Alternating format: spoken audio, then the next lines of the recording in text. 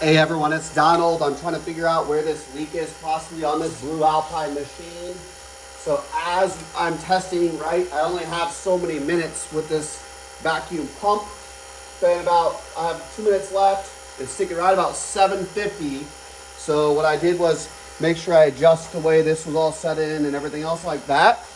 But let me verify this real quick. Still right about 750, 743. What I'm going to do is take this and I'm going to spray this area here, which typically is what we do to find leaks in some other companies. So I personally use this. Some people use water. That's what I use. It was stuck right about 750. Typically we see that freeze and it gets rid of the air pocket or where the leak possibly is. So the goal is hopefully we see that drop down and that would be a leak spot. So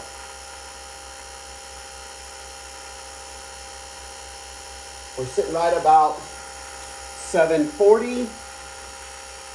This machine jumps around quite a bit on M-Tours during at least a testing phase when you're on this low. So trying to monitor that. So it's at 730. I would say most likely there's a small leak in this area here where there's no Teflon, nothing else to protect it. We will spray this hose area, which we'll see what happens there. Also, there's a spot back here that doesn't have any Teflon as well. So we'll spray that. And see if we see any changes. This pump's getting ready to turn off. I'm going to try turning it on again right away.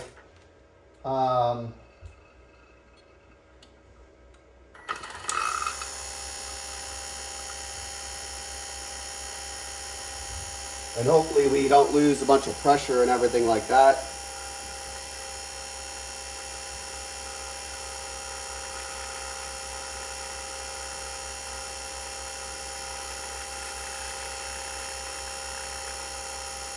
So we're still right about 740. It looks like we didn't lose a bunch of pressure from the second or so that the pump was off. As you can tell, the pump's somewhat loud. It's not too crazy, but I think it is louder than other companies' pumps. So we're still sticking, it jumps right from like 730 to 750.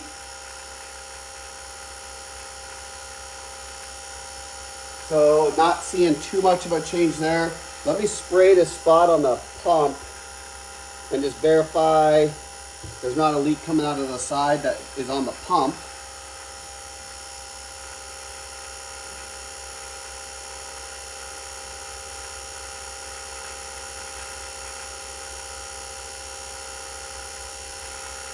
So typically I like to give it like 30 seconds to a minute to kind of see where that leak point could be.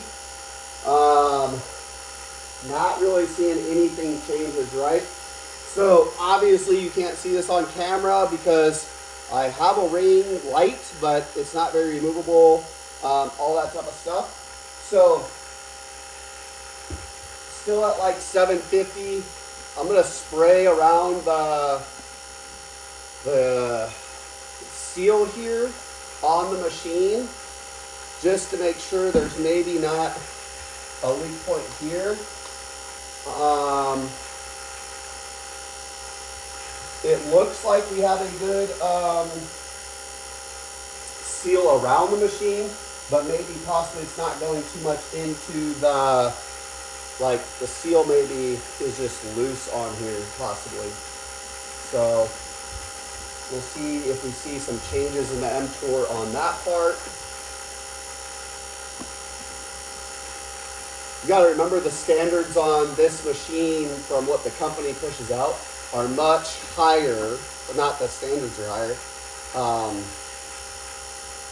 Their suspected M-Tours and where they say is good to freeze dry does not match any other company that's on the market right now. So they could, this pump could not be able to maybe pull down to the mTOR, it says the ultimate pressure is 15 microns, which is the same equivalent to other companies. It says an 8.5 CFM pump. That's equivalent to actually other companies. So not seeing a big change in the mTORs itself. We are up to like 780, so my assumption is there is probably this gasket that doesn't seem to work properly or fit properly 100% on this door anyway.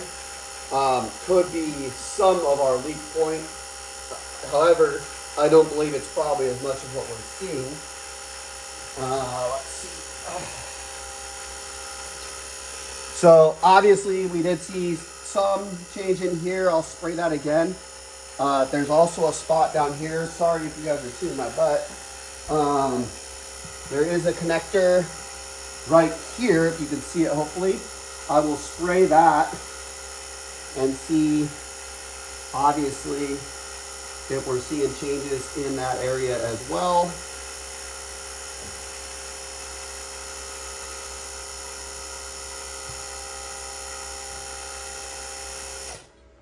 And we just turned off for some reason. The pump has turned off.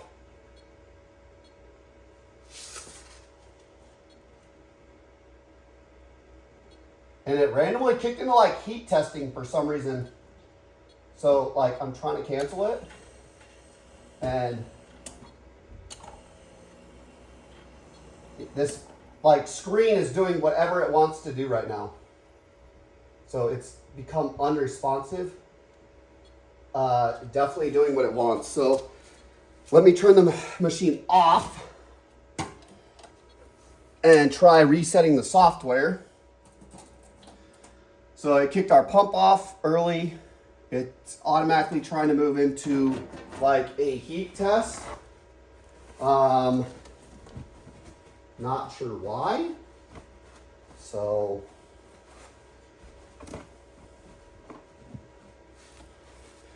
I didn't spray any, like there obviously are wires, but this is a spot that connects into the drum. So trying to find out if that is a leak point. Let me turn our machine back on. And as I've explained in my other videos, this is kind of a pain in the butt, like the way this is just set up. We'll go back to settings, diagnostic, and kick the pump back on, which did not kick the pump back on. It kicked the freeze on. Okay, we're kicking the pump back on, it says. So the mTORs kick up. Obviously a little, it's pretty standard to what we see in other, it's pretty standard what we see with the harvest stripe freeze dryer, where it kicks up some with the pump that's currently being used. So we'll give that a few minutes to hopefully bring our pressure back down. As you can see, identifying leaks is somewhat more difficult just due to the way that this machine is set up for the testing diagnostic purposes. It limits what we can do, how fast we can do it, all that type of stuff. It kicked off again, so the machine itself is kicking back on the condenser to try cooling off for some reason. I hit cancel. The screen's frozen, even though the condenser is kicking on. So the machine is, unfortunately, doing whatever the heck it wants to do while we're trying to identify issues. So this is one reason why on some of my other videos I said this machine can be probably problematic for some people to try identifying leaks and all that type of stuff, is because now you see it, right? The machine itself, the software is doing what it wants to do when it wants to do it. We can't turn the freeze on at the same time. So you can't test the freeze out at the same time like you can with the Stay Fresh and the Harvest Right while you're testing the vacuum. You got to freeze it, then turn on the vacuum, which yes, we were able to get down to about 750. However, we don't want it 750. We want it much, much lower than that when it comes to freeze drying. When you're running food in other company machines, typically we're seeing almost at like 300 or 200 towards the end of the drying process. And I'm very questionable if this machine can even get down to that low of an mTOR. So I will kick this machine back on again and see if we can get back into what we want to do with the vacuum pump running so we can try finding this leak. So let's see, why did the machine not turn on? So it is plugged in, not turning on. So let's see here, turn it off. That plug-in is good. Turn it back on. And we are not turning on. So let's see here.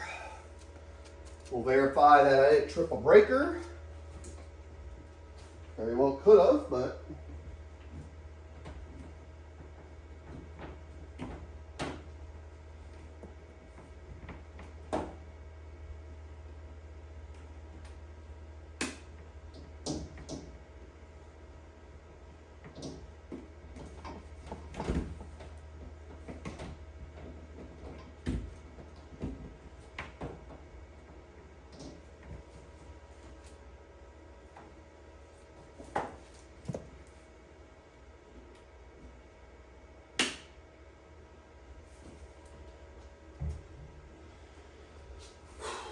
let's see here.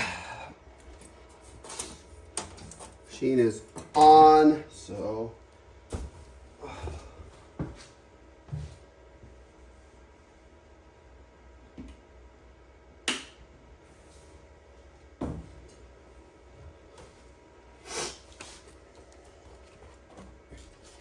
I have reset the breaker on this.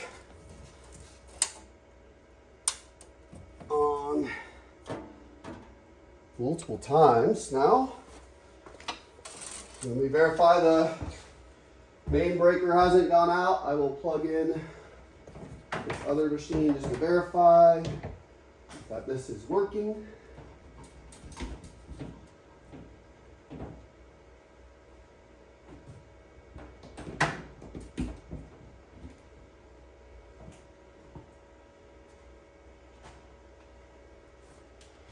So it very well might have tripped the main breaker. So let me go in here and verify that.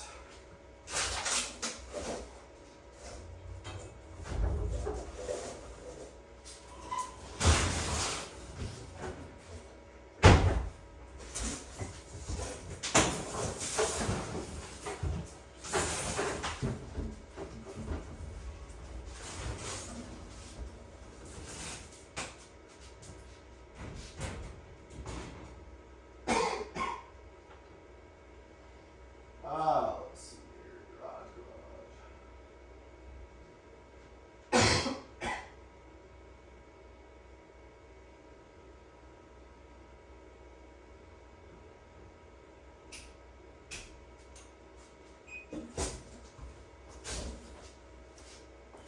garage. Nothing else turned off. That's why I don't think the main breaker is the issue.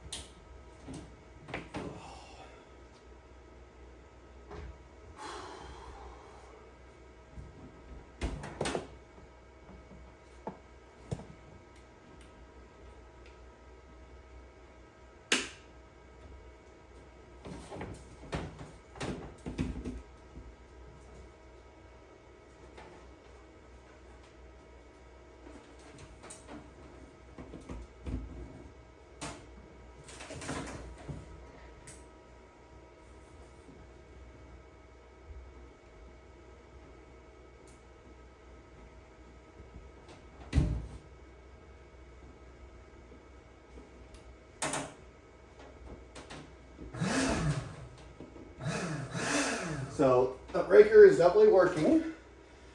Got the machine back on.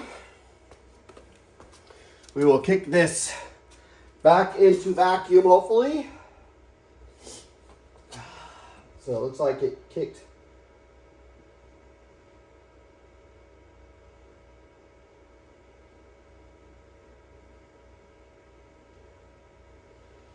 So the screen is currently unresponsive to touch. So let me see, I just heard it actually make a noise. So the screen is doing its own movements right now. And it's currently still doing it. So I'm going to do a total reset of this machine and give it some time. I cannot get it to stop doing its own thing while testing. So, but this is how I typically try identifying problems with a machine. This is the first machine that I've had software try doing its own thing. There's a possibility, because we didn't start seeing issues until we touched this wire area that does connect to everything else within, that me trying to spray the fitting that is actually here, that somehow water got in that fitting to touch metal that is touching, obviously, and controlling the machine. So my assumption is that is probably our leak point, how water managed to get into the wire area, even though I sprayed the fitting area, right? These wires go inside here that should go into a fitting that is vacuum proofed and everything else. However, it doesn't look like that's the case with this machine.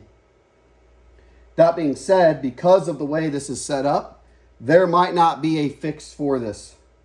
Because I'm gonna have to, for one, unplug this before I start messing around.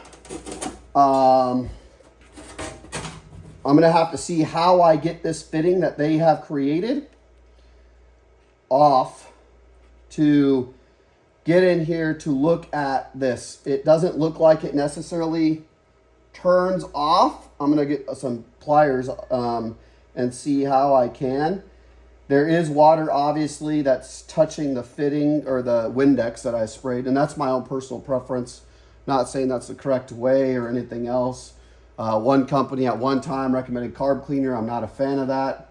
Some people use water. I personally have always used Windex. Not saying it's correct, and do so at your own risk, but there is no water that got into the wire fitting here, right? I don't feel any water on the outside of this or any Windex. It is all where that fitting technically should be, and it should be sealed and secured and everything else, right?